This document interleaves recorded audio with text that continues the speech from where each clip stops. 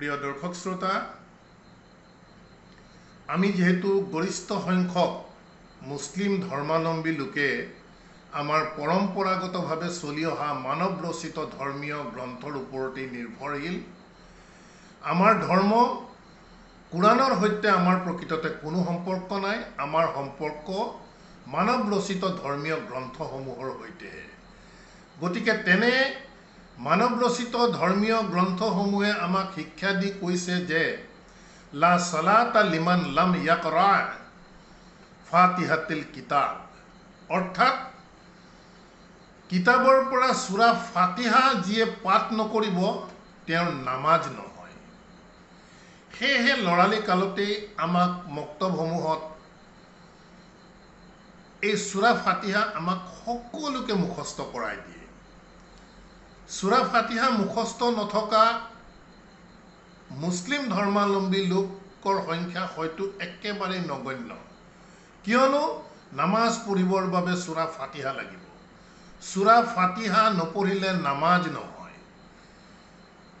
গতিকে আমাৰ ধৰ্মীয় গ্ৰন্থসমূহে আমাক গুৰুত্ব দিছে পাঠ কৰাৰ ওপৰত। সেয়েহে আমি সকলোৱে সূৰা ফাতিহা জানো। ইয়াৰ উপৰিও আমাৰ বিভিন্ন ধৰণৰ বেমাৰ আজাৰ হ'লে, বিভিন্ন ধৰণৰ উজিফা, বিভিন্ন ধৰণৰ খতমৰ ক্ষেত্ৰত আমি সূৰা ফাতিহা পঢ়ি আমি ফু মাৰি দিওঁ।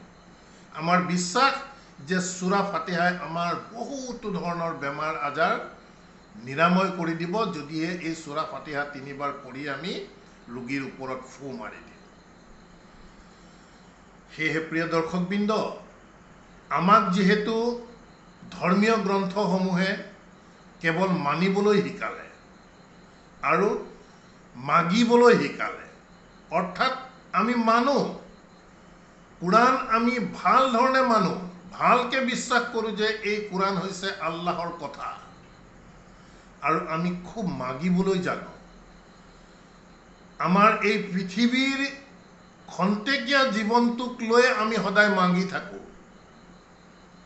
গতিকে আমাক শিকাইছে মানিবলৈ আৰু মাগিবলৈ, কিন্তু জানিবলৈ আমাক কোনেও উৎসাহো দিয়া নাই বা কোনেও শিক্ষাও দিয়া নাই।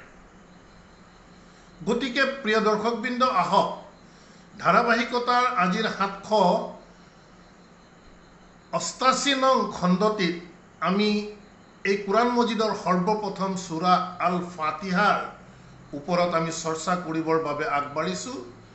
গতিকে মই মুক্তাবুল হুছেইনে সমূহ দৰ্শক তথা শ্ৰোতাক স্বাগতম জনাই ইনশাআল্লাহ এই সূৰা ফাতিহাৰ প্ৰকৃত দৰ্শন কি সেই দিশটো আলোচনা কৰিবৰ বাবে আগবাঢ়িছোঁ। আমি আশা ৰাখিম তথা প্ৰতিদিনৰ দৰে আহ্বান জনাম যে বিষয়বস্তুৰ ওপৰত প্ৰিয় দৰ্শকবৃন্দ প্ৰত্যেকেই চিন্তা চৰ্চা কৰক।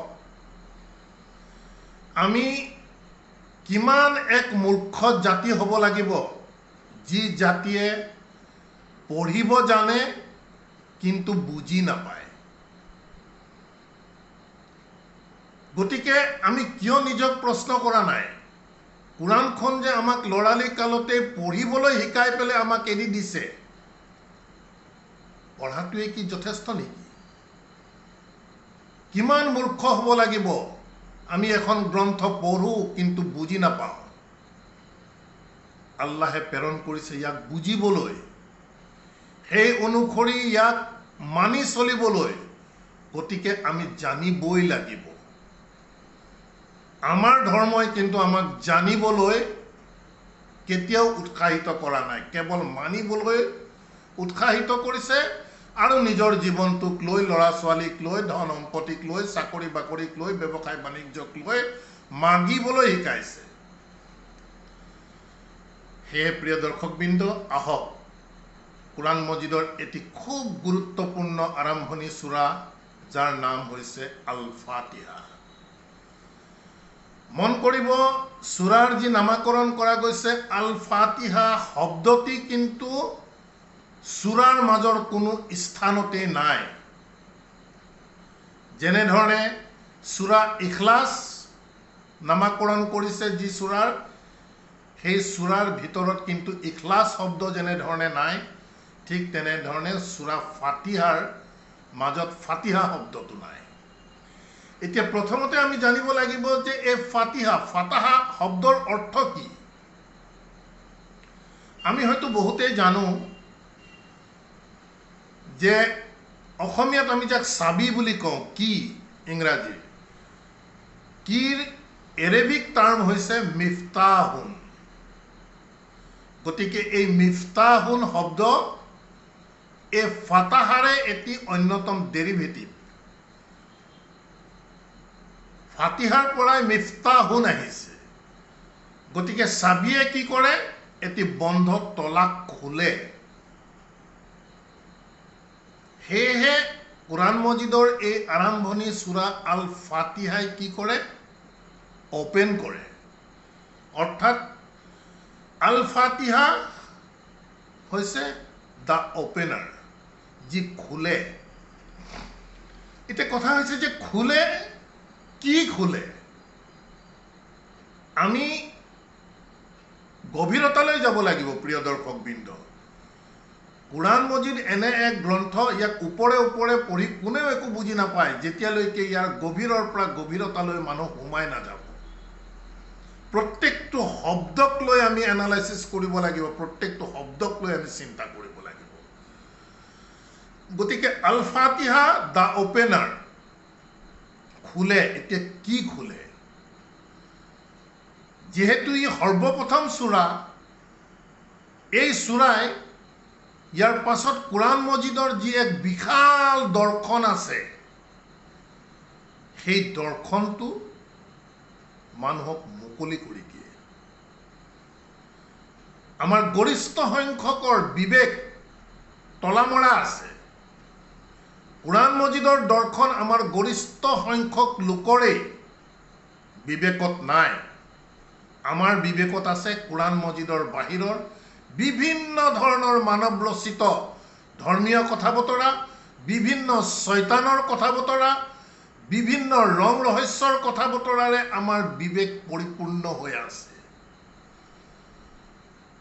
গতিকে আমাৰ বিবেকক খুলিবলৈ হ'লে আমি আল ফাতিহাৰ মাধ্যমেৰে আমি যাব লাগিব। আল ফাতিহাই আমাৰ বন্ধ হৈ থকা বিবেকটোক খুলি দিয়ে, খুলি কুৰাণৰ দৰ্শন দিয়ে।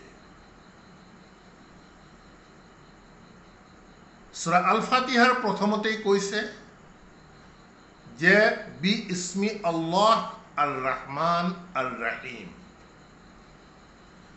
সাধাৰণ ট্ৰেডিশ্যনেল অনুবাদ আমি প্ৰত্যেকেই পঢ়িছোঁ, বা এনে ধৰণৰ অনুবাদৰ আমি বহুতেই জানো যে বি ইছমি আল্লাহ, যে আল্লাহৰ নামৰ সৈতে, আৰু ৰহমান আৰু ৰহিম, যি পৰম দয়াময়, যি পৰম ক্ষমাশীল। এতিয়া প্ৰিয় দৰ্শকবৃন্দ, ওপৰে ওপৰে আমি এনেধৰণে চালে আমাৰ বিবেক কেতিয়াও খোল নাখায়, কেতিয়াও ফাতাহ নহয়। প্ৰত্যেকটো বিষয়, প্ৰত্যেকটো শব্দৰ আমি গভীৰতালৈ যাব লাগিব। ইছিম মানে নিশ্চিতভাৱে নাম। এতিয়া ইছিমৰ ৰুট ৱৰ্ড হৈছে চিন মিম ৱাও, যাৰ পৰা আহিছে সামাৱাত, হায়াৰ কনচিয়াছনেছৰ কথা বতৰাবোৰ আহিছে। গতিকে আমি সাধাৰণ মানুহৰ নামৰ দৰে আমি আল্লাহৰ নামৰ সৈতে বুলি যদি কওঁ, তেন্তে তাৰ আমি বাস্তৱতা একোৱে বুজি নাপাম। আল্লাহৰ নাম কিহৰ সৈতে জড়িত হৈ আছে? ইছিম, মই পুনৰ কৈছোঁ, ৰুট ৱৰ্ড চিন মিম ৱাও, যাৰ পৰা শব্দ আহিছে সামাৱাত, হায়াৰ কনচিয়াছনেছ। আল্লাহৰ কথা বতৰাবোৰ চব হায়াৰ কনচিয়াছনেছৰ এটি বিষয়, মানুহক বহুত ঊৰ্ধ্ব স্থানলৈ লৈ যায়। গতিকে তেনে এক আল্লাহৰ সত্তা, আল্লাহ, আৰু ইয়াৰ বাবে আমি আল্লাহৰ এই যে হায়াৰ কনচিয়াছনেছৰ কথাবোৰ আমি কৈছোঁ, আমি আল্লাহক সিফতৰ পৰা প্ৰথমতে আল্লাহক চিনি পাব লাগিব। আল্লাহৰ সৈতে আমাৰ এটি ঘনিষ্ঠ পৰিচয়ত আমি আহিব লাগিব, যে আল্লাহ নামৰ সত্তা প্ৰকৃততে কি আৰু আল্লাহৰ পৰিচয় আমি পাম কোৰাণ মজিদৰ পৰাই কোৰাণ মজিদত আল্লাহৰ বিভিন্ন ধৰণৰ গুণগত নাম যাক আমি সিফাতি নাম বুলি কওঁ এই সিফাতি নামসমূহৰ পৰাই আমি আল্লাহ নামৰ সত্তাৰ মূল পৰিচয় আমি প্ৰথমতে ল'ব লাগিব আল্লাহক চিনি পাব লাগিব গতিকে আল্লাহক চিনি পোৱাৰ পাছতহে প্ৰকৃততে আমি বি ইসমি আল্লাহ আল্লাহৰ নামৰ সৈতে কোৱা কথাৰ মূল গভীৰতাটো আমি বুজি পাম যদি আল্লাহৰ নামৰ সৈতে বুলি কৈ আল্লাহক যদি আমি পৰিচয় নাপাওঁ আমি গৰিষ্ঠ সংখ্যকে কিন্তু আল্লাহক আমি চিনি নাপাওঁ আমাৰ কনসেপ্ট আল্লাহ থাকে হাত আসমানৰ ওপৰত আল্লাহৰ ঘৰ সৌদি আৰবৰ মক্কাত কিন্তু আল্লাহ যে আমাৰ ভিতৰৰ স্পাইনেল কৰ্ডৰ ভিতৰতেই যে আল্লাহে অৱস্থান কৰি থাকে সেই কথা আমি গৰিষ্ঠ সংখ্যকেই নাজানো আমাৰ ধৰ্মই শিকাইছে যে হাত আসমানৰ ওপৰৰ আৰছত আল্লাহ থাকে আৰু আল্লাহৰ ঘৰ সৌদি আৰবৰ মক্কা এই কনসেপ্ট লৈ আমি বহি আছো সেয়ে প্ৰিয় দৰ্শকবৃন্দ আল্লাহৰ পৰিচয় লোৱা হওক আল্লাহ নামৰ সত্তাক বুজি পালেহে আমি বি ইসমি আল্লাহ ইয়াৰ অৰ্থ আমি বুজি পাম তাৰ পাছত কৈছে আৰ ৰহমান আৰ ৰাহিম আমি কোৰাণৰ পৰাই প্ৰিয় দৰ্শকবৃন্দ আমি শব্দবোৰৰ অৰ্থ আমি কোৰাণৰ পৰাই বিচাৰিব লাগিব কাৰণ আমি সদায় কৈ আহি আছো সজোৰে কৈ আহিছো যে আমাক প্ৰকৃত দৰ্শন বুজিবলৈ দিয়া নাই কোৰাণৰ অনুবাদে আমাক বহুতো ভুল দৰ্শনৰ মাজত সোমোৱাই দিছে ৰহমান বুলি কোৱাৰ লগে লগে আমি প্ৰত্যেকেই জানো যে আল্লাহ ক্ষমাশীল আল্লাহ দয়াশীল আল্লাহে যদি কাৰোবাক ফেভাৰ কৰিব লগা হয় তেন্তে আল্লাহৰ যিটো জাস্টিস ক্যাৰেক্টাৰ আল্লাহ প্ৰকৃততে আদিল হয়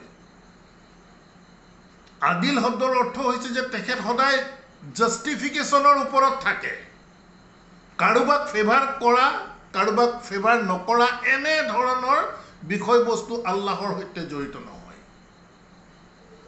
আৰু ৰহমান শব্দটি আমাক যেনে ধৰণে বুজোৱা গৈছে ৰহমান শব্দ অৰ্থ আমি কোৰাণৰ পৰাই বুজিব লাগিব সূৰা ৰহমানত কৈছে যে আৰ ৰহমান আল্লামাল কোৰআন গতিকে ৰহমানৰ ডেফিনেশ্যন সূৰা ৰহমানৰ প্ৰথমতে দি দিছে যে আৰ ৰহমান তেখেত হৈছে আৰ ৰহমান আল্লামাল কোৰআন তেখেতে কোৰাণৰ জ্ঞান দিয়ে শিক্ষা দিয়ে গতিকে বি ইসমি আল্লাহ আৰ ৰহমান আল্লাহৰ গুণগত সত্তাটোৰ বিষয়ে তাত প্ৰকাশ কৰি কোৱা গৈছে যে আৰ ৰহমান he is the teacher he teaches the কোৰাণ ইয়াত ক্ষমা ত্যামাৰ কথাবোৰ নাই আল্লাহে কাকো মৰম কৰিব ফেভাৰ কৰিব এনে ধৰণৰ নহয় একেবাৰে জাস্টিস আদিলৰ ওপৰত থাকিব আল্লাহ এইভাবে আল্লাহ আদিল হয় আল্লাহ ন্যায় ওপৰত সদায় আল্লাহ অধিষ্ঠিত হৈ থাকে কাৰোবাক ফেভাৰ কৰিব কাৰোবাক ফেভাৰ নকৰিব এনেকুৱা বিষয়বস্তুৰ ওপৰত কিন্তু জাস্টিস এজন কোৰ্টৰ জাজ যদি কোনোবা আসামিক ফেভাৰ কৰিব লগা হয় দয়া কৰিব লগা হয় তেখেতে জানো ন্যায় দিব এই কথা বতৰাবোৰ আমি বুজাৰ চেষ্টা কৰিব লাগিব গতিকে কোৱা গৈছে যে বি ইসমি আল্লাহ আৰ ৰহমান তেখেতেই কোৰাণৰ জ্ঞান দিয়ে আৰু যেতিয়া কোৰাণৰ জ্ঞান কাৰোবাক দিব তেওঁ যিটো ষ্টেজত গৈ পাব সেই ষ্টেজটো হৈ গ'ল ৰাহিম ৰাহিম হৈছে জ্ঞানৰ এক ইন্টেন্স অৱস্থাত যেতিয়া আহিব সেইটোক ৰাহিম বুলি কয় গতিকে প্ৰিয় দৰ্শকবৃন্দ আল্লাহ নামৰ সত্তাক আমি চিনি পাওঁ আহক বুজাৰ চেষ্টা কৰোঁ আহক কোৰাণৰ পৰাই বুজো আহক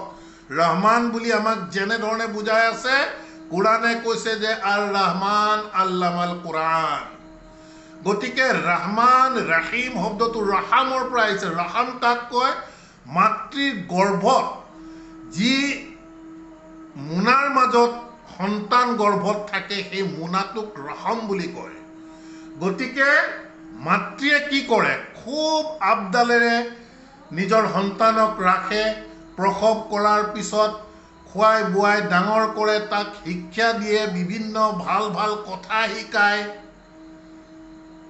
গতিকে আল্লাহ হৈছে আমাক তেনেধৰণে প্ৰতিপালন কৰি আমাক জ্ঞান দিয়ে, কোৰাণৰ জ্ঞান দিয়ে, আল্লামাল কোৰাণ। গতিকে ৰহমান ৰহিম শব্দবোৰ আমি চিন্তা কৰিবৰ হ'ল। প্ৰিয় দৰ্শকবৃন্দ, আমি সদায় দাবী কৰি কৈ আছোঁ যে আমাক অৰ্থগতভাৱে আমাক বহুতো বিপথে পৰিচালিত কৰাইছে। গতিকে আহক, তাৰ পাছত কৈছে যে আলহামদুলিল্লাহি ৰাব্বিল আলামিন। প্ৰত্যেকটো শব্দ আমি চাব লাগিব। আলহামদু, আমাক হামদ শব্দৰ পৰা আহিছে আহমদ, মুহাম্মদ ইত্যাদি ডেৰিভেটিভ হামদৰ পৰা আহিছে, হে মিম দাল।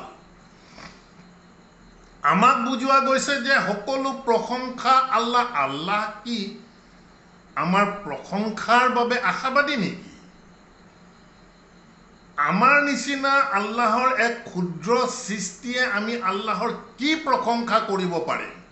আল্লাহৰ আমি প্ৰশংসা কৰিলে আল্লাহ কি বহুত ওপৰলৈ যাব, আৰু আমি যদি আল্লাহৰ প্ৰশংসা নকৰোঁ তেন্তে আল্লাহ কি তললৈ আহিব? এনেধৰণৰ নি কথা বতৰাবোৰ? কেতিয়াও নহয়। অধিক গভীৰতালৈ যাব লাগিব। হামদ শব্দৰ ওপৰত আমি অধ্যয়ন কৰিব লাগিব। আমিও বিষয়বস্তুবোৰ প্ৰসংগ, কৃতজ্ঞতা, প্ৰশংসা, কৃতজ্ঞতা ইত্যাদি হিচাপে আমি কৈ আহিছিলোঁ। কিন্তু ক্ৰমাগতভাৱে যেতিয়া আমাৰ দিন অতিবাহিত হৈ গৈ আছে, অধ্যয়ন যেতিয়া আমাৰ গভীৰৰ পৰা গভীৰতালৈ গৈ আহিছে, তেতিয়া আমি ভিতৰৰ পৰা আৰু আমি অধিক গভীৰ দৰ্শন আলহামদুলিল্লাহ আল্লাহে আমাক বুজাই আছে, যিবোৰ বিষয় আমি আপোনালোকৰ সৈতে শ্বেয়াৰ কৰাৰ চেষ্টা কৰি আহিছোঁ। গতিকে মঞ্জুৰি, হামদ শব্দই এপ্ৰভেল। আমাৰ যিমান কাম থাকিব, যিমান কথা বতৰা থাকিব, যিমান চিন্তাধাৰা থাকিব, যিমান আমল থাকিব, এই গোটেই বিষয়বোৰ আমি কৈ আছোঁ যে আলহামদুলিল্লাহি, আল্লাহৰ এপ্ৰভেলৰ বাবে। হয়তো কিছু ব্যতিক্ৰম লাগিব, কিন্তু বিষয়বস্তু আমি কৈছোঁ যে প্ৰশংসাটো ইয়াত চুইটেবল এইটো কাৰণেই হোৱা নাই যে আল্লাহ নামৰ সত্তাই কাৰো প্ৰশংসাৰ কাৰণে অপেক্ষা কৰি নাথাকে। আমি প্ৰশংসা কৰিলে বা নকৰিলে আল্লাহৰ কোনো ধৰণৰ আপছ এণ্ড ডাউনছৰ ইয়াত কথা নাই। আমি মানুহ হৈছোঁ, আমি প্ৰশংসাৰ ভোকাত থাকোঁ।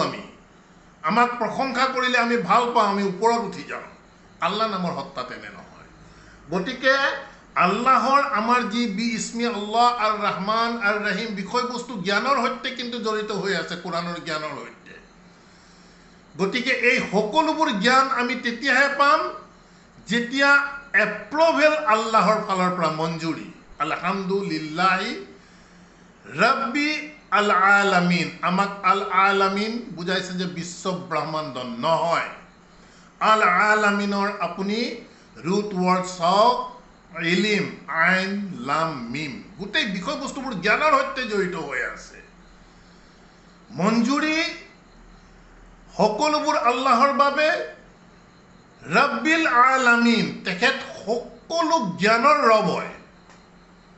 আলামিন শব্দৰ অৰ্থ হৈছে যে সকলোবোৰ জ্ঞান, প্লুৰেলত আছে। ৰুট ৱৰ্ড ইলিম, ইয়াক আমি বিশ্ব ব্ৰহ্মাণ্ডৰ ৰব বুলি কৈ আছে নহয়। এই কথা বতৰাবোৰ কিছু ব্যতিক্ৰম লাগিলেও আমি আহ্বান জনাম আপোনালোকে ইয়াৰ গভীৰতালৈ সোমাওক। প্ৰশংসাৰ দিশটো আমি যেনেধৰণে কৈছোঁ, আলামিন শব্দটো আপোনালোকে চাওক, ইয়াৰ ৰুট ৱৰ্ড কিহৰ পৰা আহিছে? আইন, লাম, মিম, ইলিমৰ পৰা আহিছে। গতিকে আলামিন শব্দটো জ্ঞানৰ সৈতে জড়িত হৈ আছে, ইয়াত বিশ্ব ব্ৰহ্মাণ্ডৰ কথা নাই।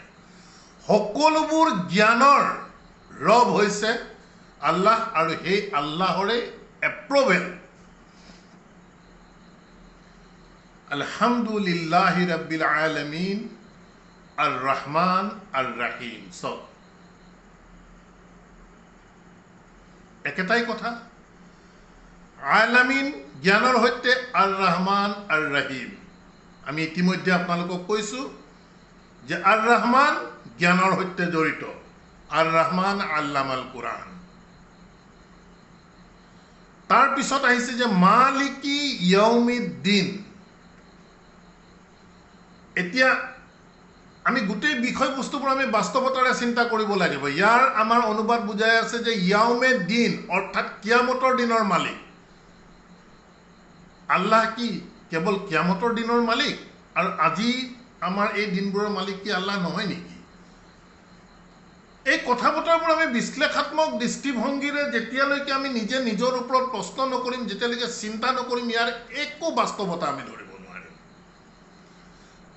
গতিকে কৈছে যে মালিকি ইয়াউমিদ্দিন, ইয়াউমে মানে সকলো অৱস্থাৰ মোৰ মালিক, মালিকি ইয়াউমে আদ-দিন, আল্লাহে যি দিন আল্লাহৰ প্ৰতিষ্ঠিত আল্লাহে কৰি কোৰআন মজিদত কৈছে যে ইন্না দীনা ইনদাল্লাহি আল ইছলাম।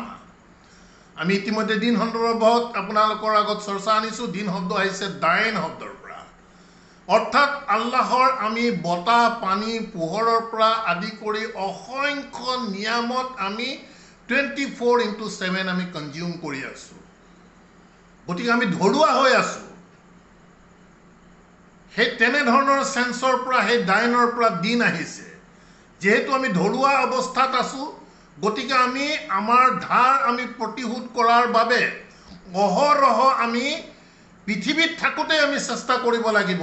আল্লাহক আমি কোনো ৰিটাৰ্ণ দিব নালাগে, ৰিটাৰ্ণ দিব লাগিব আল্লাহে এই পৃথিৱীত যিমান মানুহ জীৱ জন্তু ইত্যাদি মাখলুক আল্লাহৰ আছে, প্ৰত্যেককে আমি যাক যেনেধৰণে পাৰোঁ আমি মুক্ত হস্তে আমি দি থাকিব লাগিব। টকা পইচাই হওক, খাদ্যদ্ৰব্যই হওক, আল্লাহে আমাক যি জ্ঞান দিছে সেই জ্ঞানো আমি মানুহৰ মাজত বিতৰণ কৰি দিব লাগিব। যিমান ধৰণৰ প্ৰভিজন আল্লাহে দিছে গোটেইবোৰ আমি দি থাকিব লাগিব।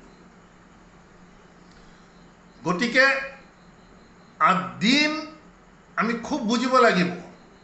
দাইন শব্দৰ পৰা আহিছে, আল্লাহৰ পৰা আমি ধৰুৱা হৈ আছোঁ। গতিকে আমি এজন ধৰুৱা ব্যক্তি যি মানসিকতাৰে থাকিব লাগে, সদায় নত হৈ যে থাকিব লাগে, আল্লাহৰ ওচৰত আমি সদায় তেনেধৰণেই নত হৈ থকাৰ নামেই হৈছে আদ-দিন। কিন্তু আমাৰ পৃথিৱীৰ টকা পইচাই, আমাৰ ধন সম্পত্তিয়ে, আমাৰ দামী দামী গাড়ীয়ে, আমাৰ বিল্ডিঙে আমাক নত হৈ থাকিব নিদিয়ে। কিয়নো আমাৰ মালিক আল্লাহ হৈ থকা নাই, আমাৰ মালিক হৈ আছে শয়তান। মালিক যেতিয়া আল্লাহ হৈ থাকিব, তেওঁ সদায় নত হৈ থাকিব লাগিব, যিহেতু আল্লাহৰ পৰা তেওঁ অসংখ্য ধাৰত পুত গৈ আছে। গতিকে যদি নত হৈ থকা কেৰেক্টাৰটো আমি আমাৰ জীৱনত ডেভেলপ কৰিব নোৱাৰোঁ, তেন্তে আমি জানিব লাগিব যে আমাৰ মালিক আল্লাহ নহয়। আমাৰ মালিক সেই ইগ' থকা শয়তানক আমি মালিক বনাই ৰাখিছোঁ। সেইবাবে আমি ইমান পৃথিৱীৰ ৰং ৰহস্য টকা পইচাৰ ওপৰত আমি এনি টাইম মাথা মাৰি থাকোঁ। আমাক কোনোবাই সৰু বুলি ক'লে আমাৰ গাত লাগি যায়। আমি সদায় সমাজত মূৰ ওখ কৰি আমি চলিব বিচাৰোঁ। নিজৰ যি প্ৰতিষ্ঠা, সেই প্ৰতিষ্ঠা আমি জাহিৰ কৰিব বিচাৰোঁ। তেনে মানসিকতাই থকা লোকসকলে জানিব লাগিব যে তেওঁলোকৰ মালিক কিন্তু আল্লাহ নহয়। আমি মুখেৰে যিমানেই কওঁ নকওঁ। তাৰপিছত কৈছে যে ইয়্যাকা না'বুদু ওয়া ইয়্যাকা নাস্তাঈন। বুকুত মিছা কথা। আমি সদায় আমি নামাজত পঢ়ি কৈ আছোঁ যে একমাত্ৰ তোমাৰেই আমি ইবাদত কৰোঁ আৰু তোমাৰেই আমি সহায় বিচাৰোঁ। আল্লাহৰ যদি আমি একমাত্ৰ ইবাদত কৰোঁ, তেন্তে আমাৰ বেছিক কেৰেক্টাৰ হ'ব লাগিব যে আমি এনি টাইম আল্লাহৰ কথা বতৰাৰ ওপৰত আমি নত হৈ থাকিব লাগিব, সিজদাৰত অৱস্থাত থাকিব লাগিব। আমি পৃথিৱীৰ ভোগবিলাক, খন্তেকীয়া ভোগবিলাকৰ প্ৰতি আমাৰ লোভ মোহ আকৰ্ষণ আমাৰ থাকিব নালাগিব। তেনে মানসিকতাৰ জীৱন যদি আমি গঢ়িব পাৰোঁ, তেতিয়াহে আমাৰ কোৱাৰ অধিকাৰ আছে যে আমি তোমাৰেই একমাত্ৰ গোলামী কৰোঁ। আমি গোলামী কৰি আছোঁ কিন্তু শয়তানৰ। আমি এই বিষয়বোৰ চিন্তা কৰা নাই কাৰণে আমি ধৰিব পৰা নাই। আমি আল্লাহৰ ক'ত সহায় বিচাৰিছোঁ? আমাৰ পৃথিৱীত বিভিন্ন ধৰণৰ কাম হ'বৰ বাবে আমি বেগ দৰত আমাৰ কিমান ডাঙৰ ডাঙৰ মানুহক আমি লিংক কৰিব পাৰোঁ, কাক আমি টকা পইচা দিয়ে হওক বা যিকোনো প্ৰকাৰে হওক তেওঁলোকৰ পৰা এপ্ৰুভেল লৈ আমাৰ পৃথিৱীৰ কামসমূহ আমি সিদ্ধি কৰিব পাৰোঁ। আমি গৰিষ্ঠ সংখ্যক তেনে মানসিকতাৰ লোক। আমি কেইজনে আল্লাহৰ পৰা সহায় বিচাৰিছোঁ? বুকুত মিছা কথা আমি সদায় কৈ আছোঁ। এই কথা বতৰাবোৰ আমি চিন্তাৰ আওতালৈ আনিব লাগিব। ইয়্যাকা না'বুদু ওয়া ইয়্যাকা নাস্তাঈন, ইহদিনাছ সিৰাতাল মুস্তাকিম। সংসাৰৰ আমি মিছা কথা বতৰাবোৰ কৈ আছোঁ, তাৰপিছত কৈছোঁ যে ইহদিনাছ সিৰাতাল মুস্তাকিম, যে তুমি মোক সৰল পথ দেখুওৱা, পৰিচালিত কৰা। সৰল পথৰ যদি আল্লাহৰ ওচৰত সন্ধান কৰিব লগা হয়, তেন্তে আল্লাহৰ কথা বতৰাৰ বাউণ্ডৰীৰ মাজত আমি থাকিব লাগিব। ইয়াৰ বাহিৰত আমি ওলাই যাব নোৱাৰিম। কিয়নো আল্লাহে কোৰাণত বাৰম্বাৰ কৈছে, ইত্তাবিউ মা উনজিলা ইলাইকুম মিৰ ৰাব্বিকুম ওয়ালা তাত্তাবিউ মিন দুনিহি আউলিয়া। যি নাজিল কৰা গৈছে একমাত্ৰ তাক ইত্তেবা কৰা, ইয়াৰ বাহিৰৰ কোনো আউলিয়াৰ কথা বতৰা ইত্তেবা নকৰিবা। গোটেই ধৰ্মীয় গ্ৰন্থসমূহ দেখোন আউলিয়াৰ কথা। এই কথাবোৰ আমি চিন্তাৰ আওতালৈ অনা নাই। আমি বুজি নাপাওঁ কাৰণে আমাৰ প্ৰকৃততে এনে ধৰণৰ এক গতানুগতিক পৰম্পৰাৰ মাজত আমি চলি আছোঁ। ভয়ানক কিন্তু বিপদ আগত আছে, এই কথা আমি কোনো ধৰিবই পৰা নাই। তাত কোৱা গৈছে যে ইহদিনাছ সিৰাতাল মুস্তাকিম, মুস্তাকিম সৰল পথ। ইয়াকো যদি আমি কিছু এনালাইচিছ কৰোঁ, মুস্তাকিম শব্দ কায়েম শব্দৰ পৰা আহিছে। অৰ্থাৎ আমি এনেকুৱা এটা পথত আমি আল্লাহক পৰিচালিত কৰাবলৈ কৈ আছোঁ, যি পথৰ ওপৰত আমি অনন্তকালৰ বাবে কায়েম থাকিব পাৰোঁ। পৃথিৱীৰ আমাৰ এটি শ্বৰ্ট টাৰ্ম, ই অনন্তকালৰ টাৰ্ম নহয়। আমিতো এই শ্বৰ্ট টাৰ্মৰ লোভী হৈয়ে কেৱল আমি পৃথিৱী কেন্দ্ৰিক হৈ গৈছোঁ আৰু মুখেৰে কৈ আছোঁ ইহদিনাছ সিৰাতাল মুস্তাকিম। আল্লাহৰ ওচৰত আল্লাহৰ যদি পৰিচালনা আমি বিচাৰিব লগা হয়, মুস্তাকিম সৰল পথতকৈও ইয়াৰ অধিক শুদ্ধ, ইয়াৰ অৰ্থ এনেধৰণৰ হ'ব, যিহেতু কায়েম শব্দৰ পৰা আহিছে, আমাক এনেকুৱা এটি পথত তুমি পৰিচালিত কৰা, যিটো পথত আমি কায়েম থাকিব পাৰোঁ। টাইমি চালাত আমি ইয়াৰ লগত আমি ৰিলেট কৰিব লাগিব।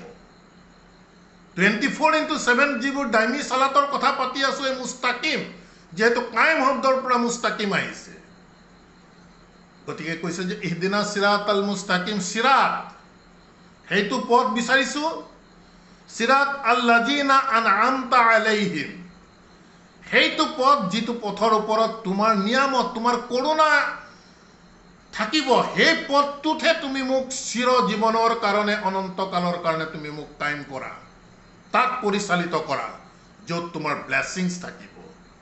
গায়ৰিল মাগদুবি আলাইহিম ওয়ালাদ-দাল্লিন, এনেকুৱা ধৰণৰ কোনো গজবৰ ৰাস্তাত তুমি মোক নিনিবা, য'ত কেৱল ভ্ৰষ্টতা আৰু ভ্ৰষ্টতা থাকে।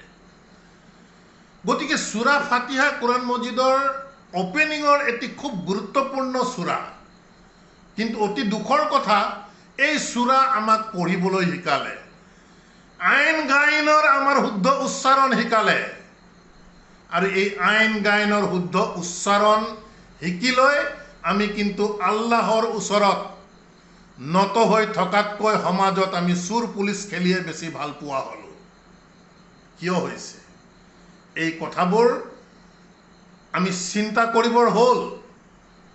আমি মানিলেই নহ'ব, প্ৰথম জানিব লাগিব, তাৰ পিছত মানিব লাগিব, তাৰ পিছত মাগিব লাগিব। আমাক জানিবলৈ দিয়া নাই। আমি চেষ্টা কৰিছোঁ বিষয়বস্তুসমূহ আপোনালোকক জনাবৰ বাবে। যোনে যেনেধৰণে ইয়াক গ্ৰহণ কৰে সেইটো আপোনালোকৰ বিচাৰ্য বিষয়। ইনশাআল্লাহ আমাৰ এই প্ৰচেষ্টা, আল্লাহৰ বাৰ্তা মানুহৰ মাজত প্ৰচাৰ কৰাটো ইনশাআল্লাহ সদায় এনেধৰণেই আমি কায়েম ৰাখিবৰ বাবে চেষ্টা কৰিম, আৰু ইয়ে আমাৰ বাবে হ'ব সিৰাতাল মুস্তাকিম। আলহামদুলিল্লাহ ৰাব্বি আউযু বিকা মিন হামাজাতিছ শায়াতিন ওয়া আউযু বিকা ৰাব্বি আন ইয়াহদুৰুন।